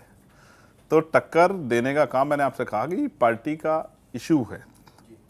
पार्टी ने गोरखपुर कहा, मैं गोरखपुर गया लड़ने। पार्टी अगर कहीं और कहेगी, जैसा मैंने आपसे कहा, मैं उसका पालन। मैं पार्टी का एक बहुत ईमानदार और समर्पित कार्यकर्ता हूँ। पार्टी की लीडरशिप का जैसा फैसला होगा मैं उसका पालन करूँगा। बड़ा क्लीशे नहीं हो गया ये जो जवाब है, बड़ा ऐसा कि कॉमन जवाब हम जब सुनते आते हैं कि अरे ये तो ऐसा बोला जा रहा है कि हाँ ठीक है, इसको समझा देते हैं। नहीं, मैंने तो लोकतांत्रिक बात बताई आपको। लोकतंत्र का मतलब होता है बहुमत का शासन। तो जब जो बहुमत कहेगा, पार्टी में लीडरशिप है, पार्टी की अपनी जो है कोर कमेटी है, उनका जो फैसला होगा, मैं यहाँ बैठ के कैसे कह सकता हूँ भाई? अगर मैं यहाँ कह दूंगा तो फिर लोकतंत्र कैसे बचेगा भाई? बहुत सारे नेता जिस बात पे हठधर्मिता कर लेते हैं कि मैं इसको करूंगा ही नहीं, लेकिन बाद में करना पड़ता है। प्राइम मिनिस्टर ने जब ये कानून बनाया किसान आंदोलन वाले, तो आपने देखा फिर उनको पीछे क्यों उठना पड़ा अपनी बात से। जब जनता विरोध करती है तो बहुमत की बात है। जब बहुसंख्यक लोग विरोध करेंगे तो चीज़ें खराब हो जाएंगी, फिर आपको पीछे हटना पड़ेगा। तो मैं पहला कोई ऐसा काम ही नहीं करता मुझे पीछे हटना पड़े। इसलिए मैंने ये बात लीडरशिप पे छोड़ी है। लीडरशिप कहेगी तो मैं उसका आपके इंटरव्यू से सुन लेंगे, उनके मन में आएंगे, मुझसे कहेंगे तो मैं जाऊँगा, और जहाँ भेजेंगे वहाँ जाऊँगा। मैं उत्तर प्रदेश से आता हूँ, और आपने उत्तर प्रदेश के चुनाव की बात की कि उत्तर प्रदेश में मेरा ज़्यादा फोकस है। जिला भी बता दीजिए। गाजीपुर से आता हूँ। अच्छा। उत्तर प्रदेश में मायावती जी हैं स्टेब्लिश रूप से, और पिछले चुनाव को हम देखें तो वो उनके पास 8 से 10% का वोट बैंक भी है, जो कि उनका मजबूत बना हुआ है। हाल के वर्षों में आप देखेंगे कि बीजेपी भी अपनी कल्याणकारी योजनाओं के माध्यम से आ रही है कि हम दलितों में अपनी भागीदारी बढ़ा रहे हैं और उन्हें हक दे रहे हैं।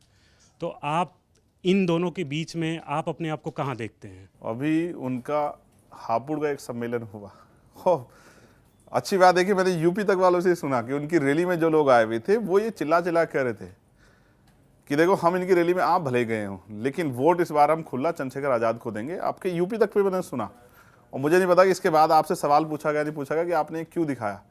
तो मैं आपसे ये कह रहा हूँ कि वहाँ बहुत सारी पार्टियाँ हैं, और आप बस याद करो, मेरे अच्छी तरह याद है कि 2012 के विधानसभा चुनाव से पहले 2007 के विधानसभा चुनाव में भारतीय जनता पार्टी का टिकट लेने वाला व्यक्ति भी नहीं था। इनके जो बहुत समर्पित कार्यकर्ता थे वही चुनाव लड़ते, उनकी जमानतें जब्त हो जाती थी, फिर भी बेचारे लड़ते थे अपनी पार्टी को खड़ी रखने के लिए। तो आज उस पार्टी क्या हालात है, आज वो 2-2 बार से सरकार में बैठी है, आज वो सेंटर में भी है। तो ऐसा थोड़ा ही है कि बैरिकेटिंग लगा हुआ है, कोई आगे नहीं बढ़ सकता है। भाई हम अच्छा काम करेंगे, जनता के साथ खड़े रहेंगे, उनके हितों के लिए लड़ेंगे, उनके बीच रहेंगे, उनके दुख सुख को बांटेंगे, तो वो क्यों नहीं हमारे साथ खड़े होंगे। और कोई मैं पहला आदमी हूँ जो आके खड़ा हुआ हूँ, ऐसा तो ये तो नियम है ना प्रकृति का परिवर्तन। जो अच्छा काम करेगा जनता उसके साथ रहेगी।